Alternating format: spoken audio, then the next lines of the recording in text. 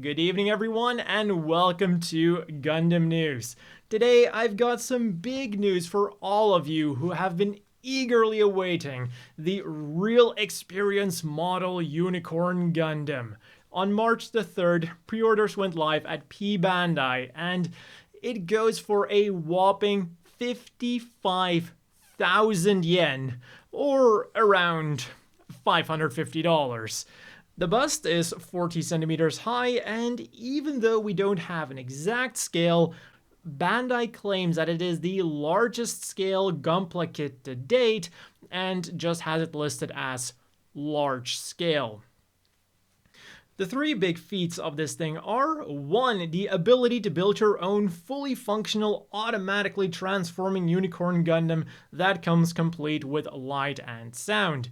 Number 2, reproduction of scenes from the anime, such as the first activation of the NTD in episode 1. You can switch between the scenes with the touch of a button. And then 3, you get the uncut version of Minerva's speech from episode 7, while the Unicorn Psycho frame turns into a rainbow. That kinda just sounds like a variant of point 2, so that's really only 2 big feats. As for some technical details then, it takes 6 AA batteries, which will be drained in a mere 2 hours of continuous playback. The Game Gear was better than this, and that at least had the option to connect it to a wall, which, as far as I can tell, is not mentioned with the Unicorn.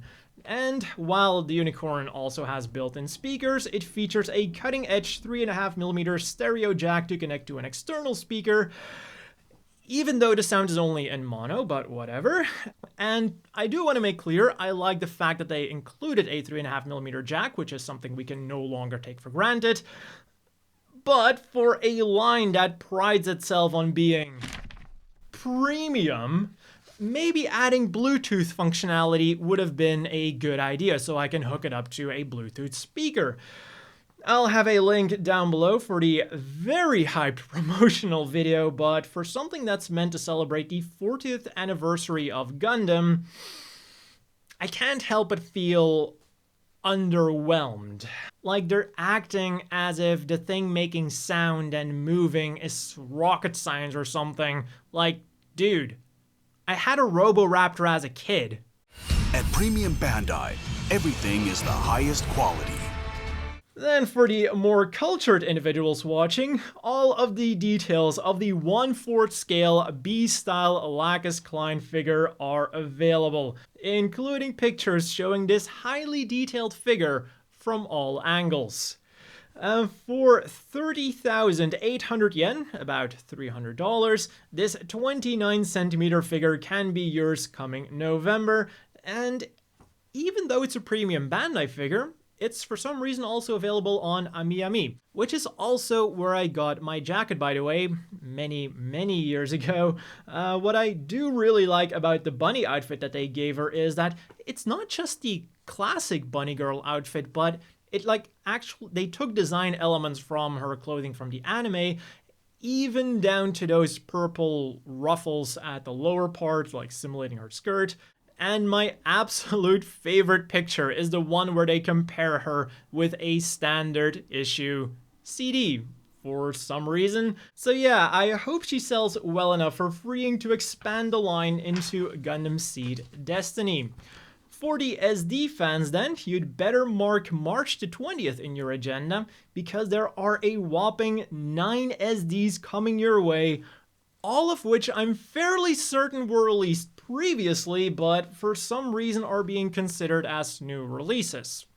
Whatever the case might be, for 660 yen, you can buy the Zanghei Ultron Gundam with some cool looking purple effect parts, the Hwangzong Dynamis Gundam, which has a sliding visor for sniping, the Sojuden Haro, the Taichi Shi Dual Gundam, which comes with parts for the Sunsaku Gundam Astray, the Xiaoho Dun Tall Geese 3, which claims to be the most color-coded SD in SD history, but since they're already lying about them being new releases, I don't know what to believe anymore.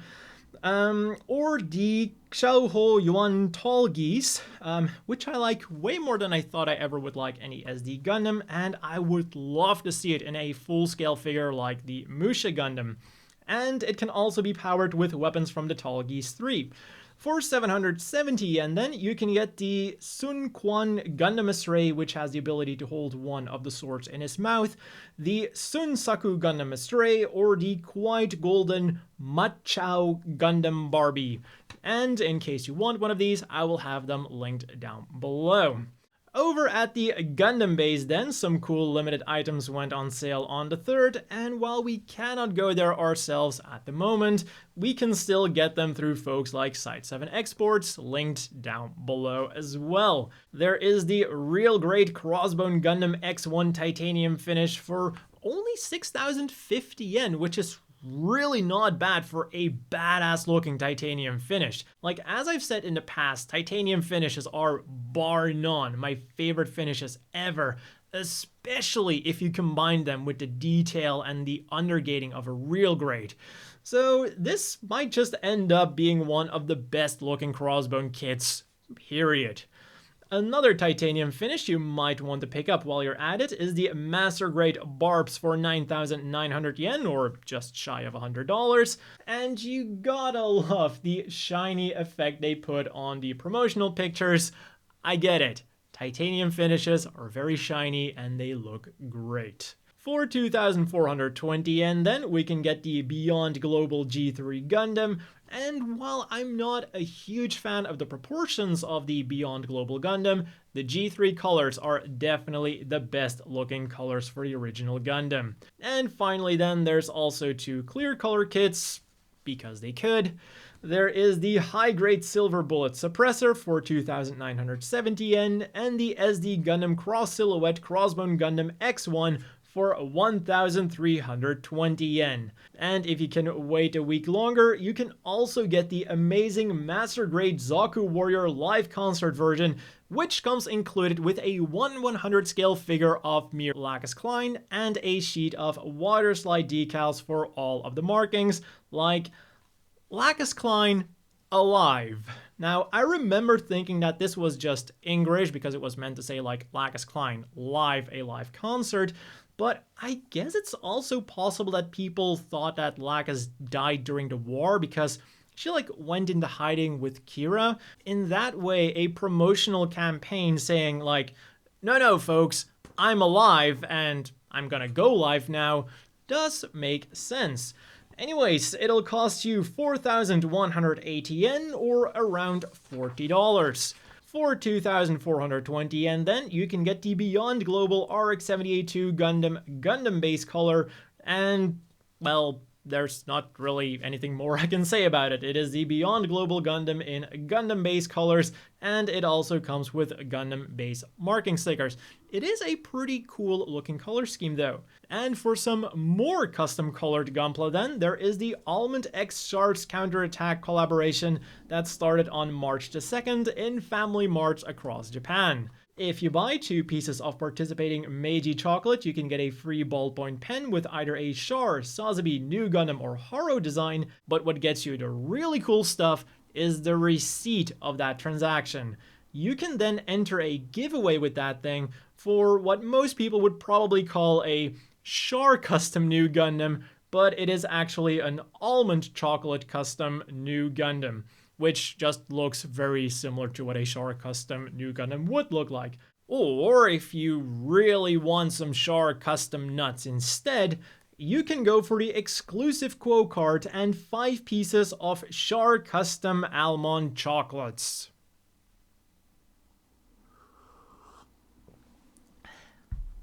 As this video goes live then, people in mainland China will be able to buy an SD figure of this year's Zodiac Gundam, the Ox Gundam, from the Bamco flagship store. Other than the few pictures I'm showing you right now, there's really not too much information out at the moment that I'm recording this video.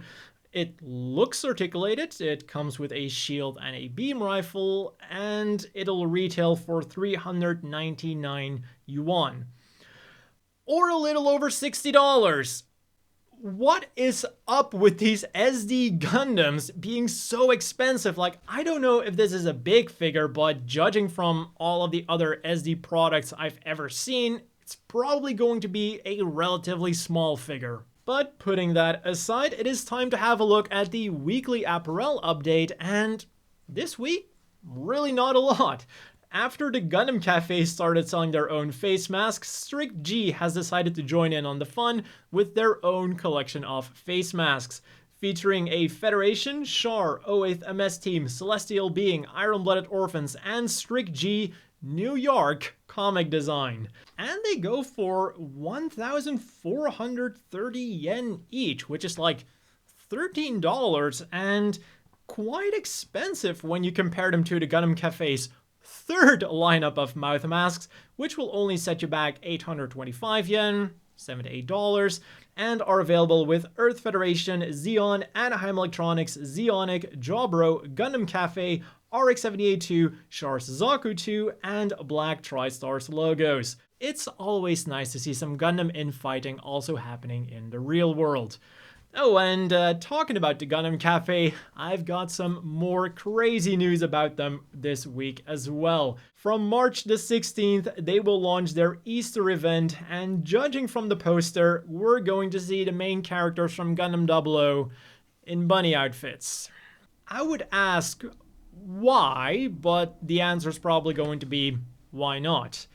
So instead, I'm just going to wonder who the fifth character is going to be. The ones in the middle are clearly Tieria, Setsuna, and Hallelujah/Alleluia, but then the ones flanking them, like one of them is going to be Lock-On, but then there's still a fifth one, which my guess would go to either the second Lock-On or Graham Aker.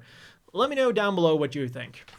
In related news then, for 1,760 yen, the Gundam Café will be selling Kira, Atherin, Setsuna, and Graham plushies from March 27th. The Kira and Atherin plushies are in their normal uniforms, but Setsuna and Graham will be wearing the Gundam Café Tokyo brand core uniform. And it seems that the birthday fortune lattes are continuing in full force, as on the 2nd we got the Elpeo latte, which will of course be available until her birthday on the 8th. These fortune lattes are actually such serious business that they even have a dedicated website to keep track which fortune lattes are available at the moment. Damn, like, I'll also have a Google Translatified version down below, so you can keep up for future reference. And this week we are again wrapping up with some Gundam poll news. The final results are in for which dummy balloon people would want to see at the World of Tomino Yoshiyuki exhibition at the Aomori Museum of Arts. And this was one of the closest calls we've seen so far, which really is a sign of a well-designed poll. The winner is the Rick Diaz with 22.1% of the votes, beating out the Relula with only a 0.2% margin. The Megafauna then on third place is lagging behind a bit with 13.1%, but it was again a very close battle. The Santa Claus balloon got really close with 12.4%, and even the Riesel on fifth place was putting up a good fight for that bronze medal with 11%. And after them, there was yet another close call with 6.2% for the Marusai and 6% for the Core Gundam. They were then followed by the final ones, the Gafron with 2.6%, the Dagorlas Cloud Mines with 2.5%, and finally, in dead last place, with 2.3% of the votes, the Powered Gym cardigan.